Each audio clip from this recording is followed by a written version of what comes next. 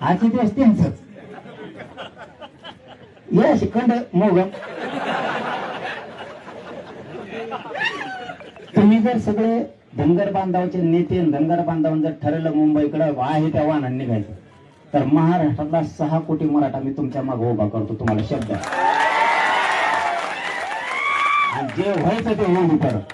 तुम्ही जर असले जरा सांगत बसतात आम्हाला 6 जा म्हणते तर 7ला जा म्हणते. आपण 7ला 6 जात नसतो जरा तिकडे 7ला बसलो 6 नाही 7 नाही 8 नाही फट नाही. मी एकदा रथ पांघरून झोपलो की झोपलो पुन्हा उठायच नसतो बाबा. मला बी दाल्यावर म्हणले होते नाही ही जागा आहे कोणची काय माहित मला दिसली नाही कारण येताना मी झोपेत आलतो आणि जाताना झोपेतच गेलो. ते म्हणले इथं 6 वाजता रस्ता म्हणलं 6च पुढे का भूतानाचं तर काही असलं नसतं. फडणवीस साहेब डेंजर माणूस त्याला अशी एकजूट लागते. तुम्हाला निवडून आणायचं ना देवेंद्र फडणवीसला जाणार बस का पण आरक्षण दे म्हणा.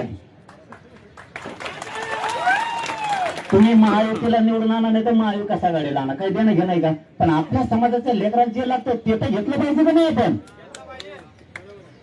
मग आता जर असे माणसं उपोषणच करीत बसले मरायला लागले नाही कधी मिळणार. आता इथं तुम्ही बसलात कोणी इकडेच वाटली दिसते परत तिकडे बरेच जण वाटले दिसते त्यांचं काहीतरी असणारच का रोग आला का सोडायला. सरकार म्हणून यांच्या जीवावरती बसला त्या पलीकडे पॅन्डॉल मध्ये बी ते कोण आहेत त्यांचा प्रश्न सोडायची जबाबदारी सरकारची नाही का. मतदान लागतं का कोण आहे ते मास्तर लोक.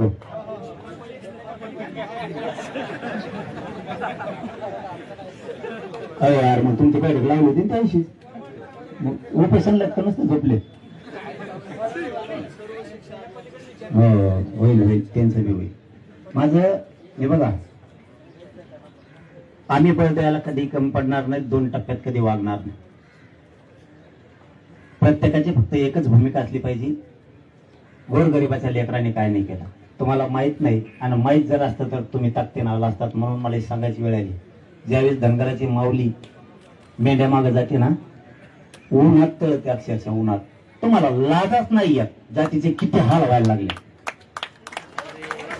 तुम्ही मला ट्रोल केलं तरी चालत आणि ट्रोल करण्याला मी मुझी केलं नाही ते रोजच माझ्या पाठीलाच पुजलेले त्यामुळे मी येत नाही.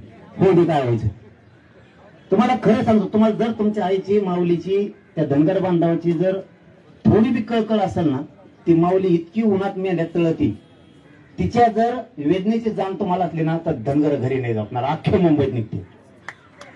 त्यांचं कल्याणच होणार नाही असं होत नाही. पालात कवा साप शिरण माहित नाही त्या मेंढ्या सांभाळताना